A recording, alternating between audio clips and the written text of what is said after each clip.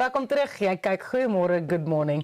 Die Hannah Charity and Empowerment Foundation se missie is om hande te vat met gemeenskappe in nood, sodat hulle met waardigheid kan leef en hulle volle potensiaal kan bereik. Hier om ons meer te vertel is hulle uitvoerende hoof, Charlene Jackson, en finansiële bestuurder, Sunaide Kok. Goeiemôre, good morning. Welkom by die program, julle. Goeiemôre, baie dankie. Vir die mense wat nie weet nie, wie of wat is die Hannah Charity and Empowerment Foundation?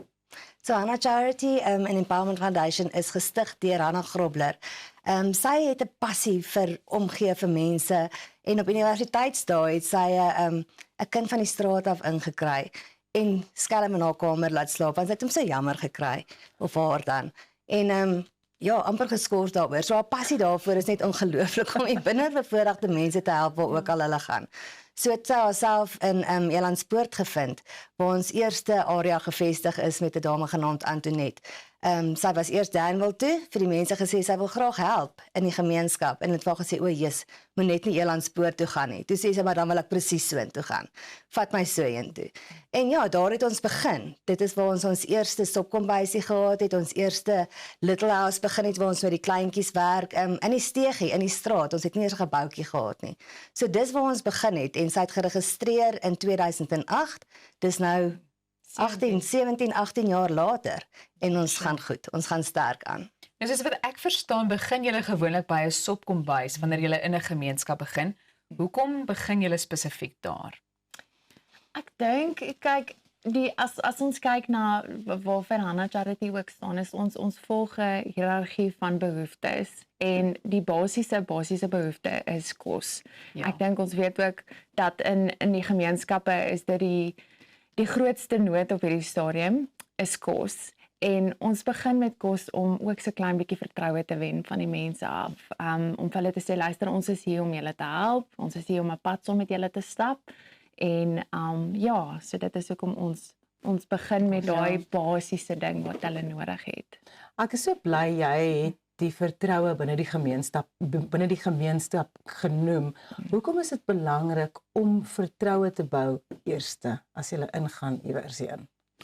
Ek dink, kyk, vertroue is die sement wat hierdie goeders bymekaar hou. As ons as organisasie in 'n gemeenskap ingaan, dan het ons die vertroue van die mense nodig om samewerking te hê. En dan nou vir hulle om mekaar te vertrou, om ons te vertrou, om 'n pad te kan stap. Sonder dit dan verbrokkel alles wat ons probeer bou. So dit is baie belangrik om hulle te hê. En ek dink saam met dit kom dan ook respek en liefde en soos ek gesê het, samewerking. Dan kan ons 'n pad saam met hulle stap. En ek dink weer eens, daai vertroue is waarskynlik een van die belangrikste hoekstene. So ek wil juist vra, hoe bou julle dit dan verder van daar af uit? Ek dink nie mense verstaan dat dit altyd so eenvoudig is om net in 'n gemeenskap in te gaan en te begin help nie. Mense dink jy's daar vir verkeerde redes. Hoekom stel jy in my belang? Wat is jou eintlike plan hierso? So om daai mense te identifiseer in 'n area waar jy kan begin en sy hand te vat en sê, luister, loop saam met my, leer vir my van jou mense in die area, hoe werk dit? En dan begin ons eerstens met die sopkombuis, ons doen 'n klerebank en dan wat ons groot ding is die Early Childhood Development Centers, ons Little Houses wat ons opsit vir kindertjies van 0 tot 6, waar hulle kom en klasie kry deur die dag, ietsie om te eet. Jy weet, ons bou hom uit daarna toe, dat hierdie kleintjies regtig 'n veilige hawe het in die dag waar hulle ietsie kry om te eet, waar hulle weer gespeel word. En dan verder ook ons ontwikkelingsprogramme met die vrouens en die gemeenskap, net om hulle 'n bietjie vaardighede te leer en so aan. So daar's 'n hele string dinge waarmee ons hulle besig hou om hulle verder vorentoe te vat. Ja, ek dink ook dit is belangrik om die menslikheid van mense wat behoeftig is regtig in ag te neem. Want as jy nie kos het nie, jy het nie geld nie, jy's haweloos, dis amper asof jou menslikheid bietjie verloor word. En as iemand nou daar inkom, dit is hoekom daar sekere gebrek aan vertroue kan wees. Maar as jy die mens eers benader, dan kan jy begin met die werk in terme van die vroeë kinderontwikkeling, die vroue empowerment, al daai tipe goed. Absoluut. Dis baie moeilik vir hulle om net te aanvaar dat iemand regtig daar is. Ek is op my laagste punt in my lewe. Ek het regtig fisies niks nie. En iemand kom en hulle gee my hoop. Kan ek dit vertrou? Is dit waar? So ja, dit is 'n moeilike pad om te stap, maar dis waarvoor ons gekies is en dit is wat ons graag doen.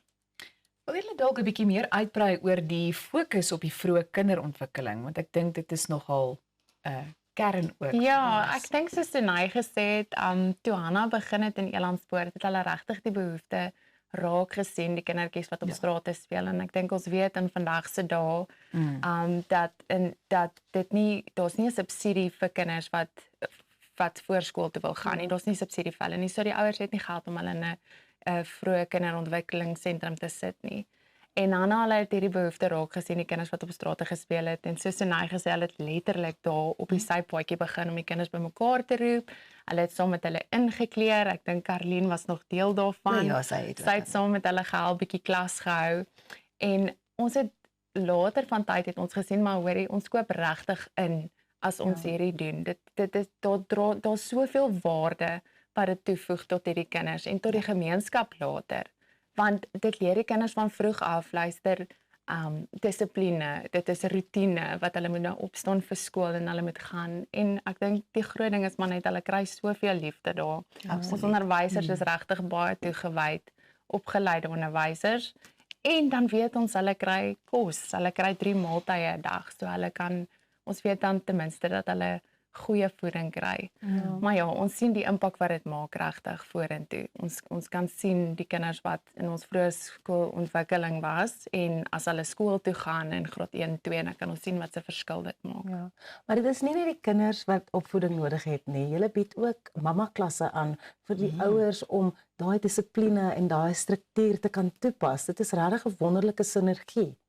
Ja, die wat ons noem die womanhood is 'n ding wat ons in al die areas probeer implementeer, want dit is ook 'n ding in hier wat ons vreeslik gesien het waar mamas regtig nie weet hoe om met hulle kinders te werk nie. En as jy sê dit nou genoem het, as jy al klaar in daai omstandighede is waar jy niks het nie en waar jy regtig nie veel hoop meer vir jouself het nie, jy weet nie om dit te hanteer nie.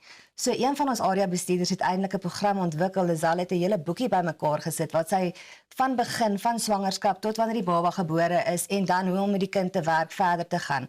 So hulle kom bymekaar op 'n weeklikse basis, gesels, leer mekaar, nee, hou die baba so vas, nee, hier jy met die bottel mooi skoonmaak. Ja. Al daai basiese goedjies wat mense vir granted vat, wat jy dink van selfsprekend is, wat hulle nie regtig weet nie. So dis om hulle te help en hulle by te staan. Almal is opgewonde, okay, die babatjie kom, hierso is ietsie, ons gaan jou help om vir hierdie kind die beste moontlike ding te gee wat jy kan. Om toekoms te kan bou. En ons vat jou hand, ons wil saam met jou stap om seker te maak dat dit nie nog 'n geval is wat net 'n kind wat agterbly nie. Ons wil vooruitgang sien. Ja, dis daai belangrikheid van die eerste 1000 dae wat hulle sê, nee? Wat die hele grondslag is vir daai kind se toekoms. Ja, absoluut. En dit help waarskynlik ook natuurlik baie met 'n kwessie soos werkloosheid, iets waarmee ons geweldig baie sukkel ook in die land, nie waar? Dit is die ding. En ons sien dit in ons areas waar ons werk. Dit is hoekom ons empowerment foundation is. Ons wil nie net die mense 'n hand out gee nie, ons wil hulle 'n hand up gee. Ons wil sê kom, ons vat jou hand, kom ons leer jou, kom ons help jou. Gee vir ons wat jy graag sal wil doen en ons doen verskeie goedjies met hulle in die areas en betrek hulle, verstaan jy? So kom help hiermee, kom help dan ons leer jou. Nee, dit is vir ons baie belangrik dat entrepreneurskap gekweek word by hulle. Ons leer hulle vaardighede deur wat ons doen op 'n weeklikse basis in die verskillende areas. Geef hulle daai moed om te kan sê, o, ek kan, en op te staan en ook op hulle eie te gaan. So deur ons werk ook, skep ons ook werksgeleenthede by die ECD's. Jy weet, ons sal mense employ wat binne in ons areas is en hulle kry om te doen. So ja, dit is vir ons baie belangrik, soos ek sê, die hand up, nie die hand out nie. Ja.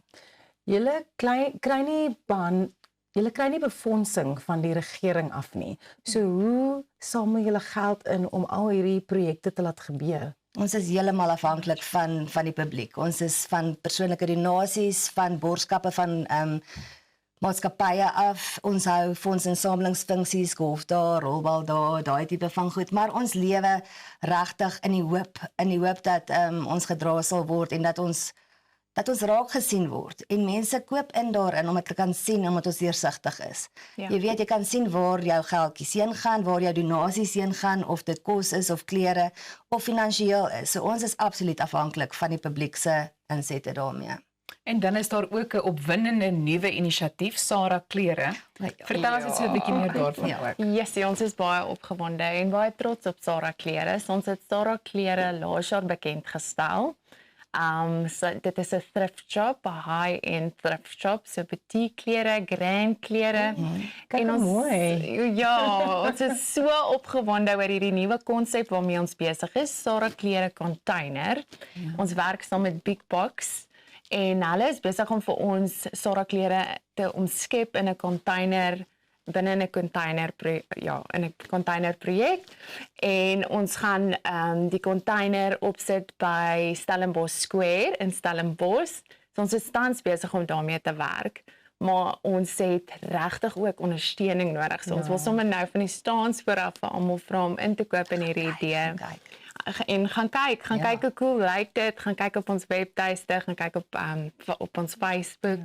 En ons beplan om dit nou binne die volgende maand of 2 maande vir Sarah Klere Container oop te maak. En dan wil ons dit ook dupliseer. Ons wil dit verder vat en in ander by ander winkelsentrums ook opsit. Ja, dis ongelooflik. Net ter afsluiting, hoe kan mense betrokke raak? Hulle kan betrokke raak eerstens deur vir ons te kontak. Hulle kan ons kontak op e-pos of sommer op WhatsApp of hulle kan vir ons bel en hulle kan ons webtuiste besoek by hannacharity.org en Baie dankie Charlene. Onthou hierdie onderhoud sal ook beskikbaar wees op ons YouTube kanaal en al Hannah Charity se besonderhede sal ook daar wees. Ons gesels nou net met Hugo Ludik oor sanger word in Suid-Afrika.